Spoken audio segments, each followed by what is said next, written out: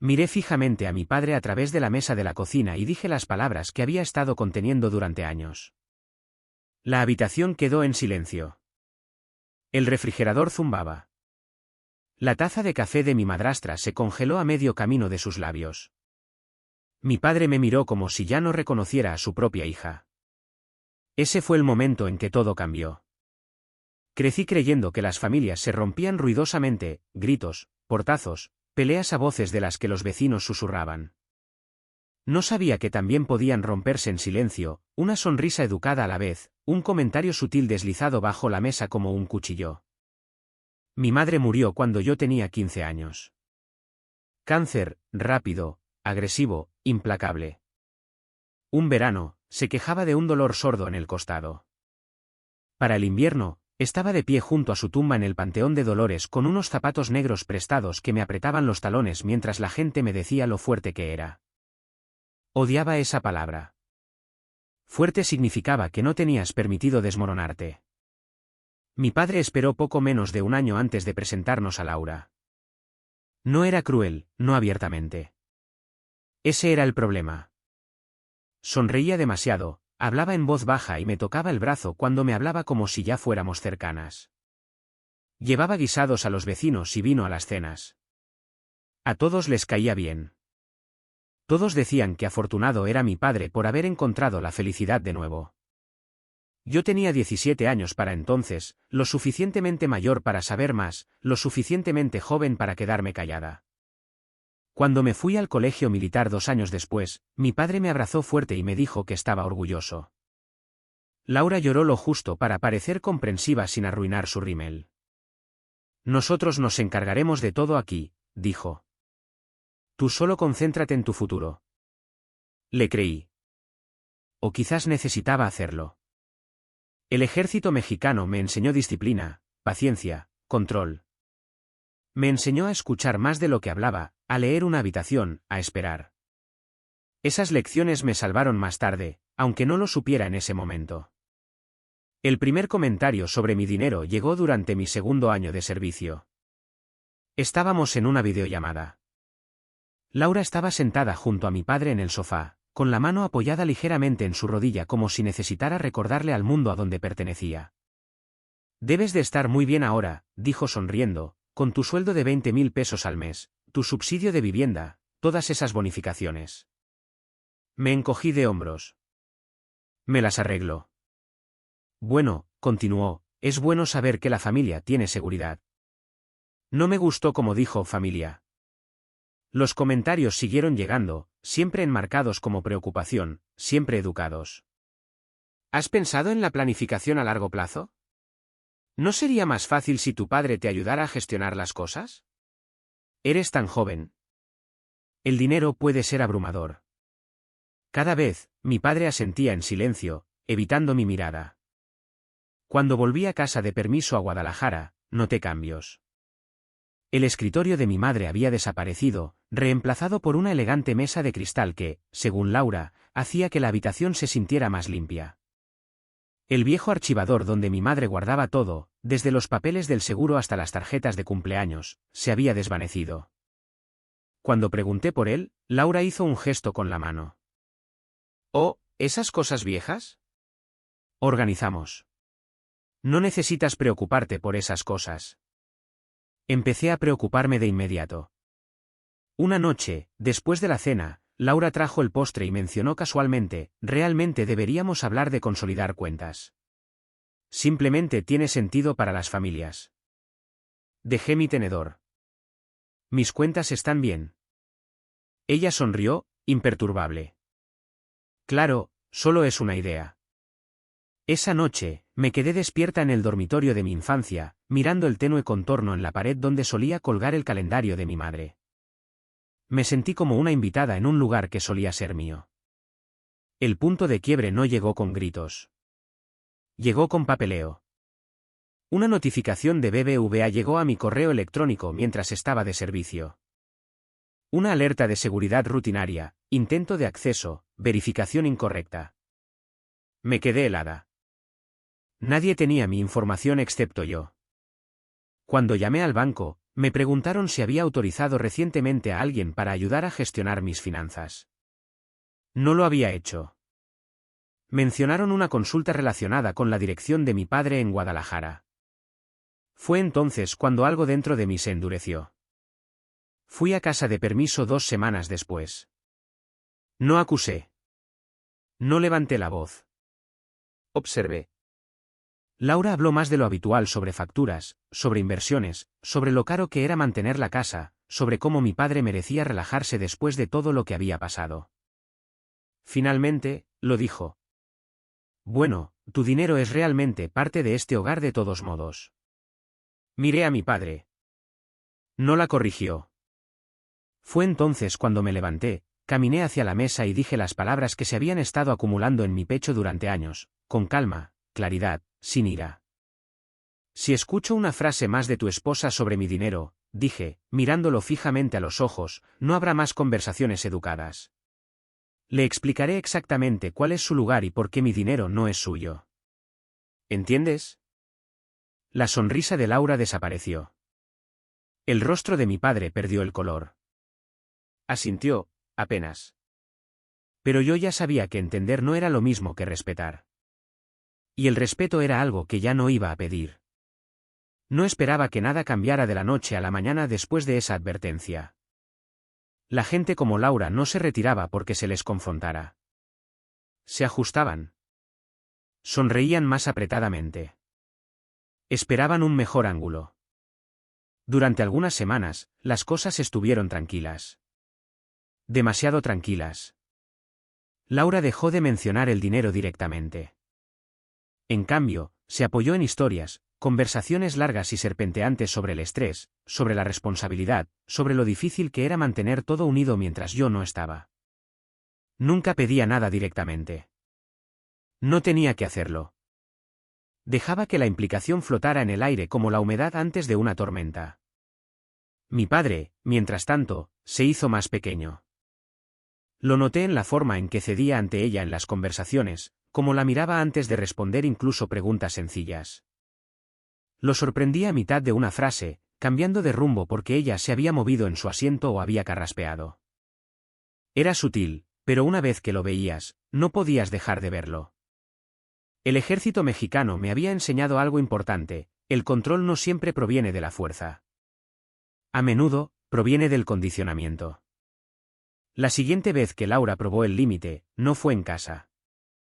Fue en una reunión familiar, una de esas cenas extendidas donde aparecían parientes lejanos, pretendiendo que éramos más cercanos de lo que éramos. Del tipo con demasiada comida, demasiado vino y el tiempo justo para que los viejos resentimientos afloraran. Estaba sentada en la mesa cuando Laura se rió ligeramente y le dijo a mi tía: bueno, con sus ingresos militares, somos muy afortunados. No muchas familias tienen ese tipo de estabilidad en estos días. Mi tenedor se detuvo a medio camino de mi boca. No miré a Laura. Miré a mi padre. Él se rió entre dientes. ¿Le va bien? Eso fue todo. Esa fue la grieta. Más tarde esa noche, lo llevé aparte. Estábamos en el pasillo, fuera de mi antiguo dormitorio. La puerta cerrada, los sonidos de la conversación amortiguados detrás de nosotros. Establecí un límite, dije en voz baja.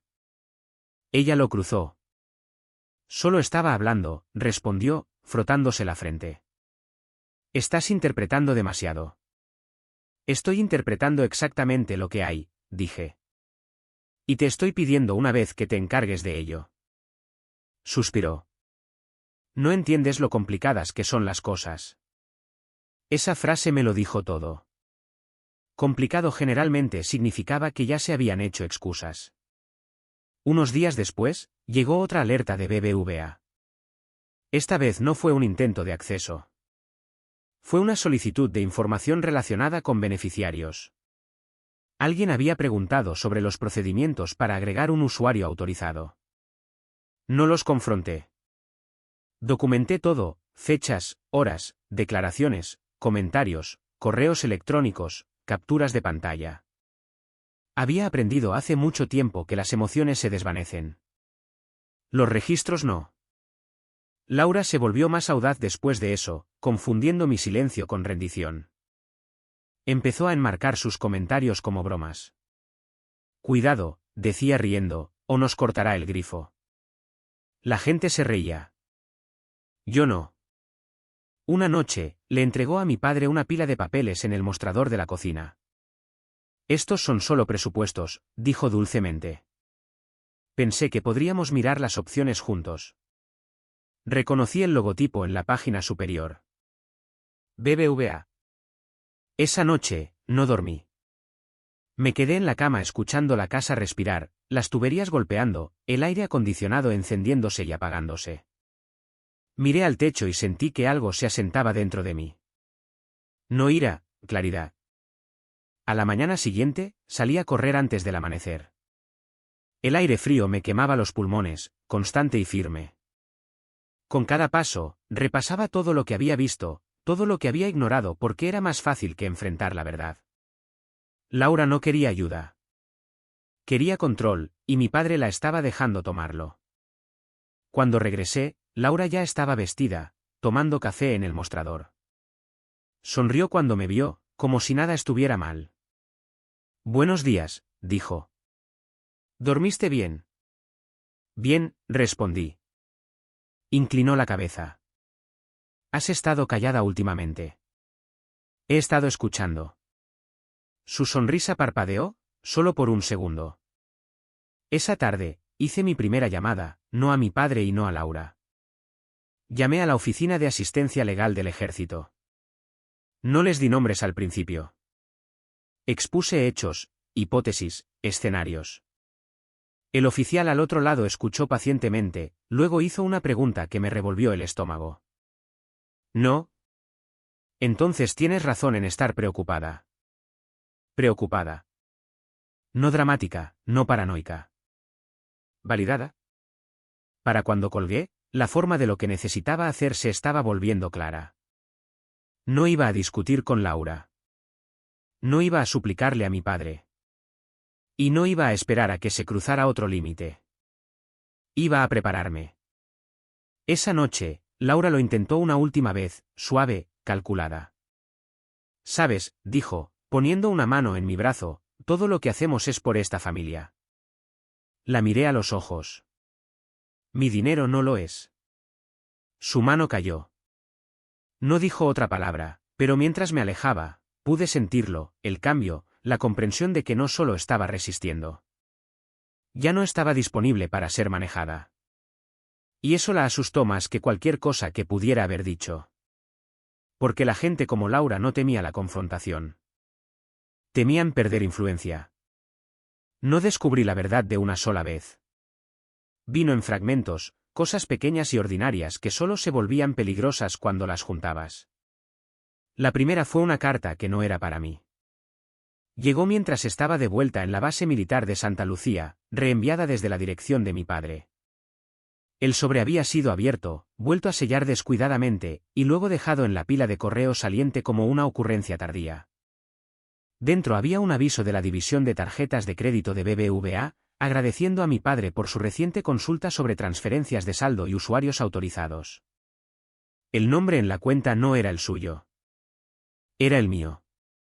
Me senté en el borde de mi litera, el papel temblando ligeramente en mis manos, y sentí esa sensación fría e inconfundible subir por mi columna vertebral. No miedo, reconocimiento. Del tipo que sientes cuando algo que sospechabas finalmente sale a la luz y te mira directamente a la cara. Llamé al número de la carta de inmediato. La representante fue calmada, profesional y cuidadosa con sus palabras. Confirmó lo que ya sabía. Alguien usando mi información personal había solicitado opciones de acceso a la cuenta. No con éxito, todavía no, pero deliberadamente. ¿Hay alguna razón por la que alguien pensaría que tiene permitido hacer eso?, preguntó. Pensé en la mano de Laura en mi brazo, el silencio de mi padre, la palabra familia usada como una llave. No, dije, no la hay. Bloqueé todo esa misma tarde, nuevas contraseñas, nuevas preguntas de seguridad, códigos de acceso verbales. Marqué mis cuentas para un monitoreo intensificado. La mujer en la línea me guió a través de cada paso, su voz firme y tranquilizadora. Hiciste lo correcto al llamar temprano, dijo antes de colgar. Temprano. Esa palabra se quedó conmigo porque significaba que algo peor podría haber pasado si no lo hubiera hecho. La siguiente pieza encajó durante mi próxima visita a casa. Estaba buscando un viejo cuaderno en el que mi madre solía hacer listas, nada importante, solo algo que hiciera que la casa se sintiera menos extraña. Revisé el armario del pasillo, luego el cajón debajo del teléfono. Finalmente, abrí el pequeño gabinete en el estudio. Ahí fue donde encontré la carpeta. No estaba escondida. Ese fue el error. Estaba en el estante del medio, metida entre manuales de electrodomésticos y declaraciones de impuestos, etiquetada con una letra pulcra, planificación. Dentro había correos electrónicos impresos, borradores de presupuesto, proyecciones de préstamos, una lista de activos, mis activos. Mi nombre aparecía una y otra vez, escrito limpiamente en la parte superior de páginas que nunca había visto. Notas en los márgenes hacían referencia a transferencias temporales, uso familiar, consolidación eventual.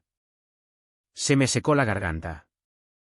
Me quedé allí, con la carpeta abierta, escuchando el sonido de Laura moviéndose por la cocina, platos tintineando, agua corriendo, la banda sonora ordinaria de un hogar que ya no se sentía como tal. Una página me detuvo en seco. Una nota escrita a mano, doblada y metida detrás de una hoja de cálculo. No dirá que no para siempre, decía. Una vez que entienda la responsabilidad, verá que es mejor así. No había firma. No era necesaria. Cerré la carpeta con cuidado, la deslicé de nuevo en su lugar y salí del estudio sin hacer ruido. Mis manos estaban firmes. Mi corazón no. Esa noche, en la cena, Laura habló sobre el aumento de los costos, la inflación, lo impredecible que era el futuro. Hablaba con la cadencia practicada de alguien que está sentando las bases, no pidiendo permiso. Mi padre asentía. Los observé a ambos, pensando en todos los años que había defendido su silencio, su amabilidad, en cuántas veces me había dicho a mí misma que solo estaba cansado, solo de luto, solo tratando de mantener la paz. La paz, me di cuenta, era cara. Y a mí me estaban pidiendo que la pagara. Más tarde esa noche, mi padre llamó a mi puerta. Se quedó allí, incómodo, con las manos en los bolsillos, los ojos cansados. Tu madrastra mencionó que parecías distante, dijo. No lo invité a entrar. Encontré la carpeta, respondí. Se puso rígido. Revisaste nuestras cosas. Reconocí mi propio nombre, dije, en planes que no hice. Exhaló lentamente. Solo estaba pensando en el futuro. ¿Para quién? Se preocupa por la casa, por nosotros. ¿Y qué hay de mí? Miró hacia otro lado. Esa fue mi respuesta. Después de que se fue, me senté en el borde de la cama y me permití sentirlo. No rabia, no duelo, sino el dolor sordo de la claridad, la comprensión de que mi padre no estaba siendo manipulado. Estaba participando. A la mañana siguiente, llamé al departamento de fraudes de BBVA. Esta vez, no hablé en hipótesis. Describí las cartas, las consultas, los documentos, la nota escrita a mano, la dirección. El tono al otro lado cambió de inmediato. No los confronte, dijo el agente. Continué documentando. Abriremos un archivo. Un archivo. Sonaba tan pequeño, oficial, pero tenía peso. Para cuando regresé a la base, tenía un sistema. Escaneé cada documento que encontré. Fotografié notas escritas a mano. Guardé correos electrónicos y registré conversaciones, fechas, horas, frases exactas. Guardé copias en 2 lugares seguros. Aprendí las leyes que se aplicaban a mis cuentas, mi estado, mi situación. El ejército mexicano me había enseñado a planificar para contingencias.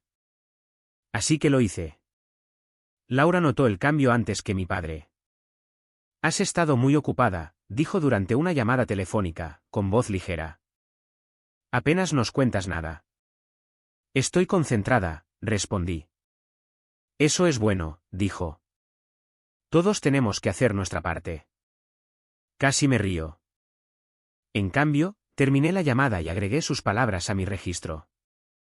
La pieza final llegó inesperadamente, un correo electrónico de un oficial de préstamos, enviado por error a mí en lugar de a mi padre.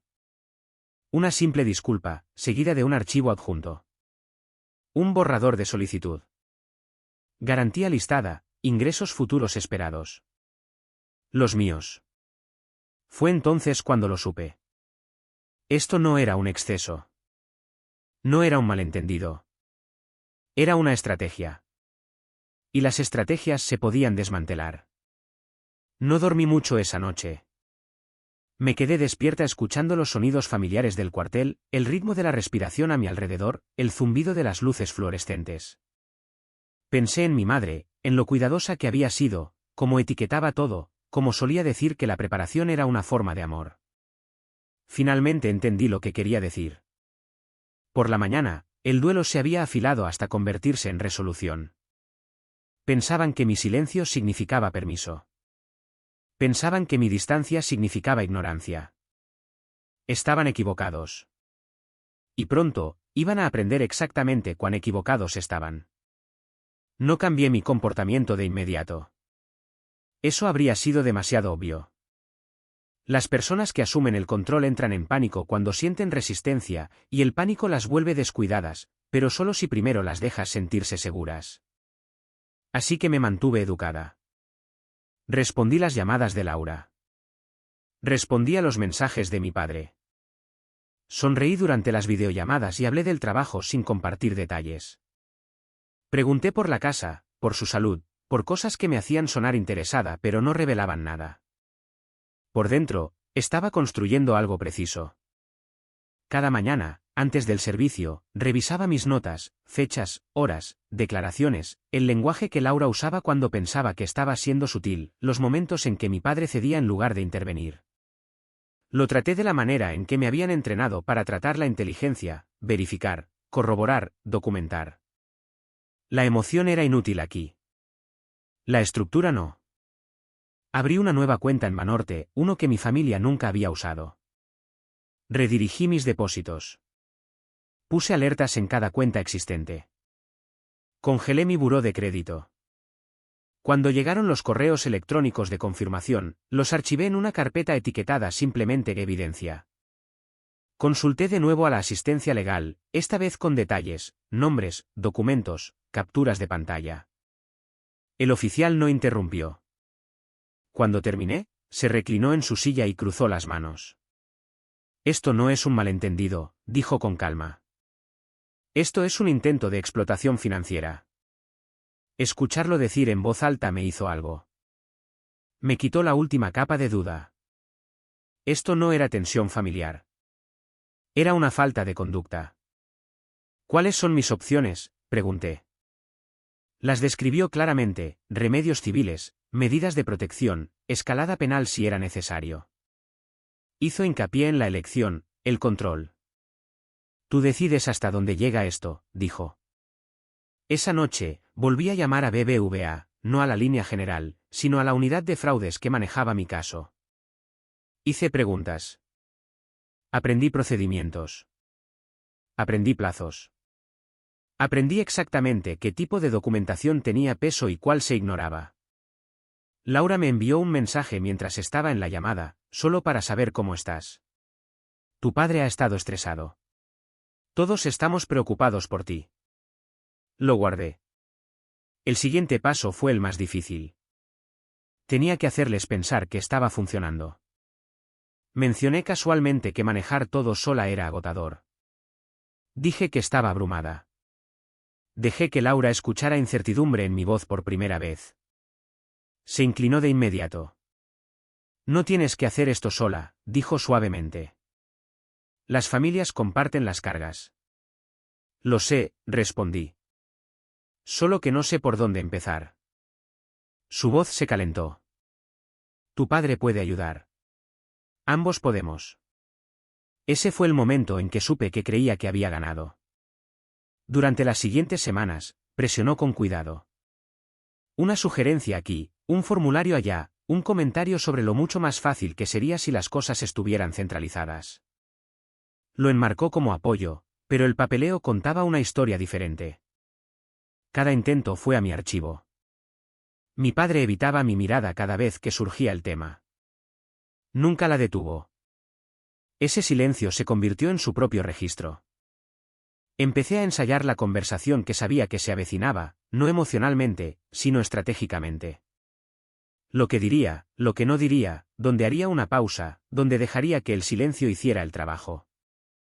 Elegí el escenario deliberadamente, una cena familiar, terreno neutral, testigos lo suficientemente cerca para importar, pero no lo suficiente como para convertirlo en un teatro. No quería espectáculo. Quería claridad. Cuando llegó la noche, Laura estaba radiante. Siempre lo estaba cuando sentía que tenía el control. Habló sobre el futuro, sobre la estabilidad, sobre lo orgullosa que estaba de nuestra niña. A mitad del postre, lo mencionó. Hemos estado pensando, dijo, mirando a mi padre. Quizás es hora de formalizar algunas cosas. Dejé mi cuchara. ¿Qué cosas? Pregunté. Ella sonrió. Solo salvaguardas, en caso de que algo suceda. ¿A quién? Pregunté. Dudó, solo por un momento. A todos nosotros. Asentí lentamente. Ya he salvaguardado mis cuentas. Su sonrisa vaciló. Oh, sí, dije, y he hablado con mi banco y con la asistencia legal. La mesa se quedó en silencio. El rostro de mi padre perdió el color. Los ojos de Laura se agudizaron. ¿Por qué harías eso?, preguntó, su tono ligero pero tenso.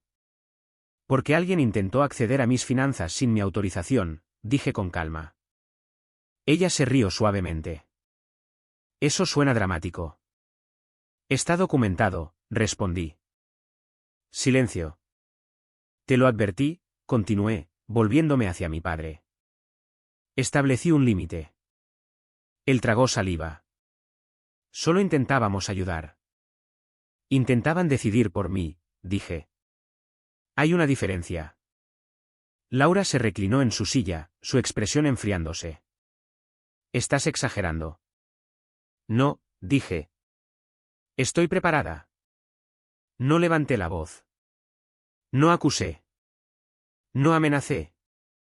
Simplemente les dejé entender que la versión de mí que se quedaba callada se había ido. Después de la cena, Laura intentó acorralarme en la cocina. Estás convirtiendo esto en algo feo, dijo bruscamente. Ya lo era, respondí. Solo dejé de fingir que no lo era. Me miró, calculando. ¿Crees que tienes poder aquí? Sé que lo tengo, dije. Esa fue la primera vez que pareció tener miedo porque entendió entonces lo que mi padre no había entendido, que no estaba fanfarroneando y que no estaba siendo emocional. Era metódica. Y la gente metódica no se detiene una vez que empieza. La cena fue idea de Laura. La enmarcó como un gesto de reconciliación, lo que debería haber sido mi primera pista. Las personas que te hacen daño no suelen buscar la paz a menos que estén tratando de recuperar terreno. Sugirió invitar a la familia extendida, una tía con la que apenas hablaba, un primo que siempre hacía preguntas invasivas, algunos amigos de la familia que me recordaban como una niña callada y todavía me hablaban como si lo fuera. Será agradable, dijo Laura por teléfono, una oportunidad para reconectar. Últimamente todos estamos bajo mucho estrés. Estrés, otra palabra que usaba cuando quería decir influencia. Acepté de inmediato.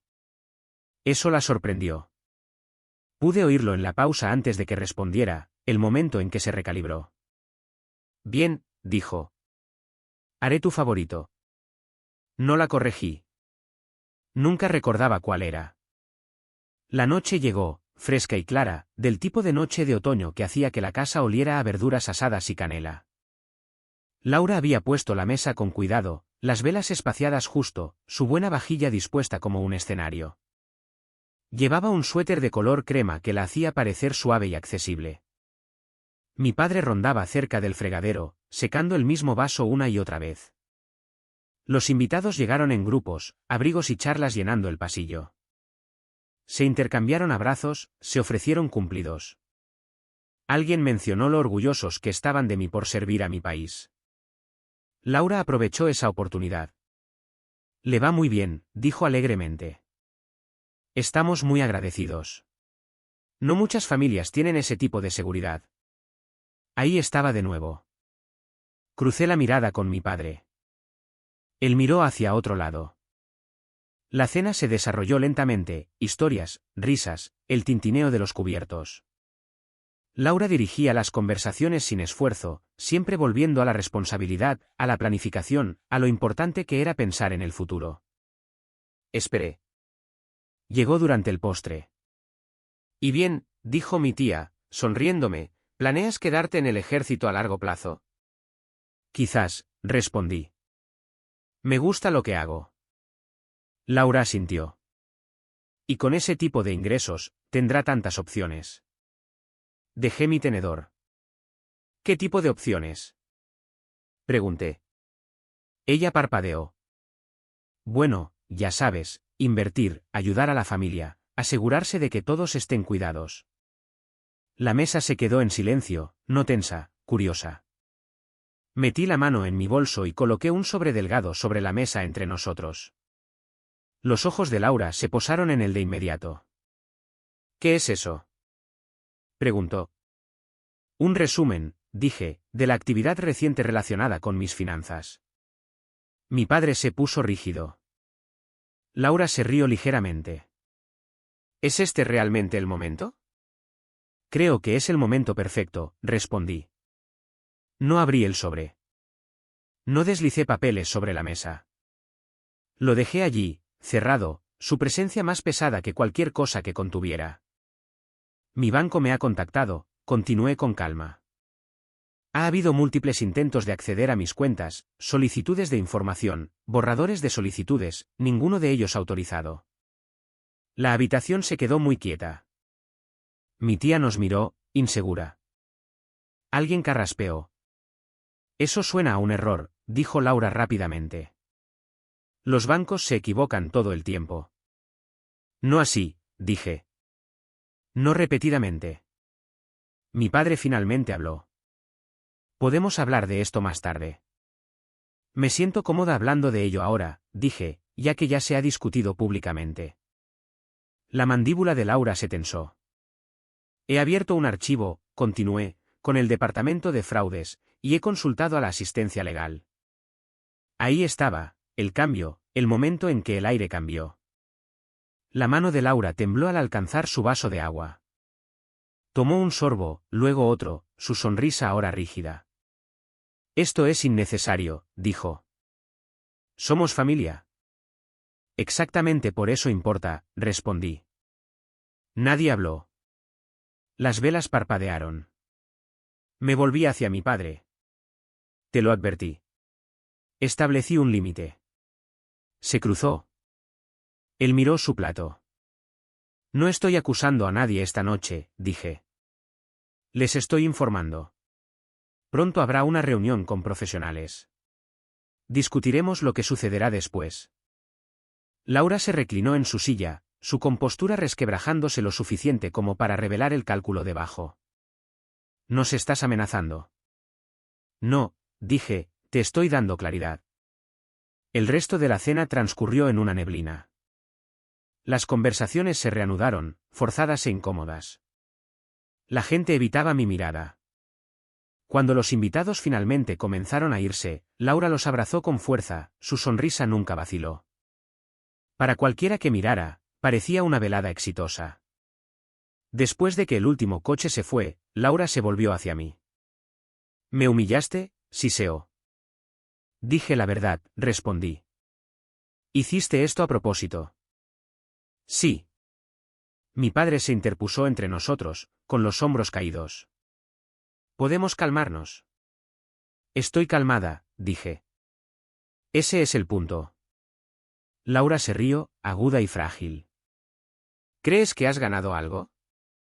Creo que ahora entiendes, dije. ¿Y eso es suficiente por esta noche? Miró el sobre que todavía estaba sobre la mesa. ¿Qué hay dentro? Ya lo verás, dije, en la reunión. Abrió la boca para discutir, luego la volvió a cerrar. Por primera vez desde que la conocía, parecía insegura. Esa noche, dormí mejor que en meses. Porque lo que pasa con la influencia es esto, una vez que se expone, deja de funcionar. Y Laura lo sabía. La reunión estaba programada para las 9 de un martes. No en la casa, no en un café.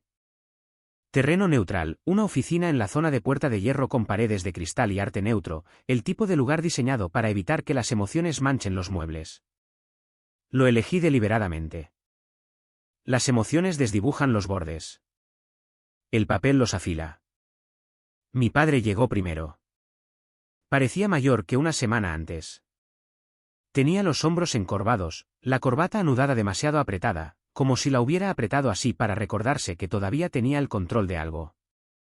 Me saludó con la cabeza cuando entré, el gesto rígido e incierto. Laura llegó exactamente 3 minutos tarde.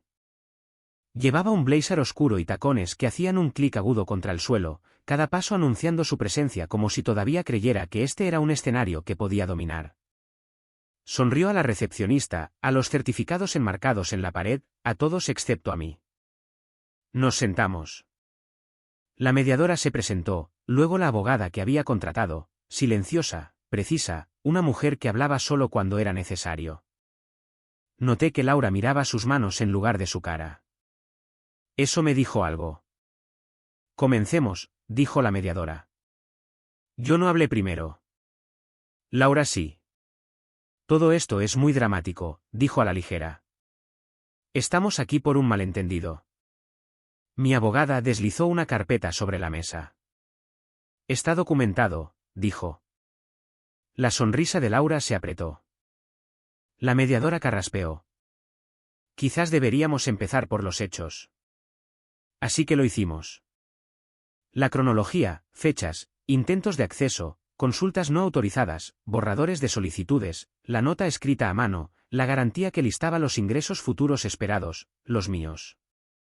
Cada elemento fue presentado con calma, metódicamente, sin acusaciones, sin voces alzadas. Solo hechos. Mi padre miraba al frente, con la mandíbula apretada. Laura se movía en su silla, cruzando y descruzando las piernas. Esto no prueba la intención, dijo.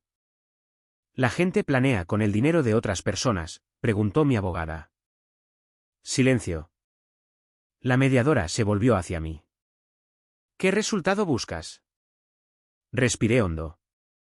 Lo había ensayado, no las palabras, sino la firmeza. Primero, dije, un reconocimiento formal de que mis finanzas son solo mías. Sin acceso compartido, sin consultas, sin planificación futura, sin mi consentimiento por escrito. Laura abrió la boca y la cerró. Segundo, continué, una declaración firmada que confirme que cualquier intento previo de acceder o aprovechar mis cuentas no fue autorizado. Mi padre se estremeció. Tercero, dije, un compromiso de que mi nombre, ingresos y ganancias futuras esperadas no se utilizarán en ninguna discusión financiera, solicitud o representación en el futuro. Laura se inclinó hacia adelante. ¿Y si no estamos de acuerdo? La miré a los ojos. Entonces el archivo de fraude sigue adelante. La habitación se quedó muy silenciosa. Mi padre finalmente habló. ¿Nos harías eso? Lo miré. Ya lo hice para protegerme. Se frotó la cara con ambas manos. Solo intentábamos facilitar las cosas. ¿Para quién?, pregunté. No respondió. La mediadora intervino suavemente. Hay alternativas a la escalada, acuerdo, límites. Eso es lo que estoy ofreciendo, dije. Laura se rió suavemente. ¿Estás disfrutando esto? No, respondí. Lo estoy terminando. Se volvió hacia mi padre. ¿Vas a dejar que haga esto? Él dudó. Esa duda, el espacio donde debería haberme defendido hace años, fue toda la confirmación que necesitaba. Mi abogada colocó otro documento sobre la mesa. Esto describe los términos, dijo. Si se firma, no se tomarán más medidas. Laura escaneó la página rápidamente, su rostro cambió mientras leía. Esto nos limita, dijo bruscamente. Me protege a mí, respondí. ¿Y qué hay de la familia?, exigió. La familia no requiere acceso a mis cuentas, dije. Miró a mi padre de nuevo. Di algo. Él tragó saliva. Laura, quizás deberíamos firmar. Su cabeza se giró bruscamente hacia él. Después de todo lo que he hecho por ti. La mediadora levantó una mano. Mantengamos esto productivo. Laura se reclinó, su compostura resquebrajándose.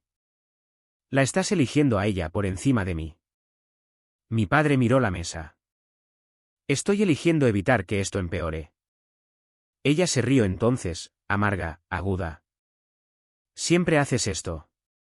Te retiras. Los observé, distante, como si observara un patrón finalmente visible desde el exterior. No les estoy pidiendo que elijan un bando, dije. Estoy trazando una línea. La mediadora deslizó el bolígrafo sobre la mesa. Laura no lo alcanzó. Mi padre sí. Espera, dijo ella. Si firmamos esto, ¿qué pasa? El asunto termina aquí, respondió mi abogada, siempre que no haya más violaciones. Los dedos de Laura se cerraron en su palma. ¿Y si no lo hacemos? Entonces la documentación se envía, dije, hoy. Me miró entonces, realmente me miró por primera vez sin cálculo. ¿Crees que eres tan disciplinada?, dijo en voz baja, tan controlada. Lo soy, respondí. Por eso esto funciona. Se dio la vuelta, con la mandíbula apretada. Mi padre firmó primero. El sonido del bolígrafo sobre el papel fue más fuerte de lo que esperaba. Laura miró el documento por un largo momento, luego arrebató el bolígrafo y firmó con un trazo agudo y enojado. La mediadora recogió los papeles. Gracias, dijo. ¿Finalizaremos esto? Mientras nos levantábamos, mi padre se demoró. ¿Podemos hablar?, me preguntó en voz baja. Negué con la cabeza. Hoy no. Laura pasó a nuestro lado sin decir una palabra, sus tacones resonando en el pasillo, cada paso pesado con algo parecido a la derrota. Afuera, el aire era fresco y claro. Respiré hondo y sentí que algo se aflojaba dentro de mí. No alivio, exactamente, sino conclusión. No había ganado. Había concluido. Y a veces, eso era mejor. El silencio posterior fue desconocido. No del tipo incómodo que seguía las discusiones o el silencio frágil que se instalaba en una habitación cuando alguien se negaba a disculparse. Esto era diferente. Estaba limpio, desocupado, como un espacio que finalmente había sido despejado de muebles que nunca elegiste en primer lugar. Regresé a la base militar de Santa Lucía 2 días después. El viaje fue largo, extendiéndose a través de autopistas planas y niebla matutina. Mantuve la radio apagada. Quería escuchar mis propios pensamientos, probar cómo sonaban ahora que no me estaba defendiendo constantemente dentro de mi cabeza. Eran más silenciosos.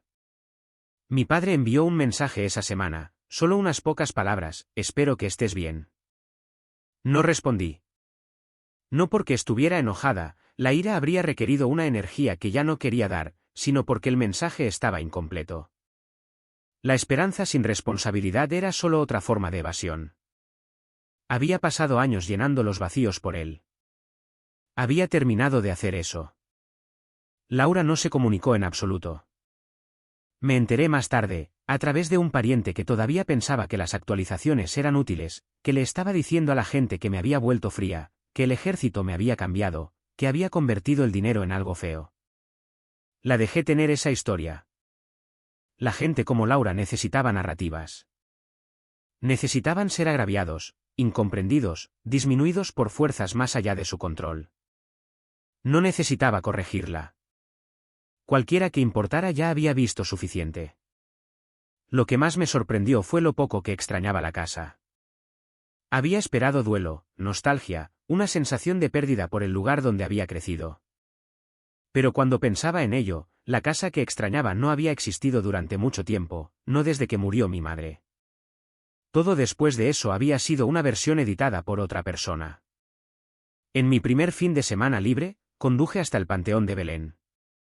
Estaba tranquilo, el césped bien cortado, las lápidas captando la luz de la tarde. No llevé nada conmigo, ni flores, ni palabras preparadas. No las necesitaba. Me paré frente a la tumba de mi madre y le dije la verdad. Me encargué de ello, dije en voz baja. No dejé que tomaran lo que no era suyo. Pensé en la niña que había sido cuando ella murió, lo desesperada que había estado por mantener las cosas unidas, lo dispuesta que había estado a desaparecer para hacer espacio a la comodidad de otras personas. Desearía poder decirle que no había sido debilidad, solo juventud, solo amor mal dirigido. Aprendí a decir que no, dije, y a decirlo en serio. El viento sopló a través de los árboles, suave y constante. Por primera vez en años, no sentí que estuviera esperando permiso para respirar. La vida se instaló en un nuevo ritmo después de eso. Mis finanzas se quedaron exactamente donde pertenecían. Mi nombre se mantuvo fuera de todo lo que no era mío. El archivo de fraude se cerró, marcado como resuelto. La carpeta etiquetada como evidencia se guardó en un almacén, intacta pero disponible. No una amenaza, solo un recordatorio. Mi padre lo intentó una vez más unos meses después, un mensaje de voz esta vez. Sonaba cansado, mayor. Debería haberte protegido, dijo. No lo hice. Lo siento. Lo escuché 2 veces, luego lo archivé. Las disculpas no reconstruían la confianza. Reconocían el daño después de que se había hecho. No era lo suficientemente cruel como para negarle la oportunidad de reflexionar, pero no estaba obligada a reanudar una relación solo porque finalmente entendió el costo de su silencio. Algunas lecciones llegan tarde. Eso no las convertía en mi responsabilidad. El ejército mexicano me dio estructura. Mi madre me dio valores. Y esta experiencia, no deseada, agotadora, necesaria, me dio algo completamente diferente, límites. No muros, no castigos, solo líneas claras trazadas con intención. No me fui con satisfacción. No hubo una vuelta de la victoria, ni una sensación dramática de triunfo. Lo que gané fue más silencioso que eso. Gané la propiedad de mi vida. Gané la comprensión de que el respeto no requería permiso y que ser difícil a veces era solo otra palabra para no estar dispuesto a ser utilizado. Sobre todo, aprendí que la familia no se definía por el acceso. Se definía por el cuidado. Y el cuidado, el verdadero cuidado, nunca necesitaba ser extraído. Si esta historia resonó contigo, si alguna vez has tenido que trazar una línea donde antes no existía, me encantaría saber de ti. Deja un comentario y dime desde dónde estás viendo o qué parte de esta historia se quedó contigo. Compartimos historias como esta todos los días, historias sobre límites, resiliencia y encontrar tu equilibrio de nuevo. Si no quieres perderte la próxima, suscríbete y quédate con nosotros. Sigamos caminando juntos por este camino.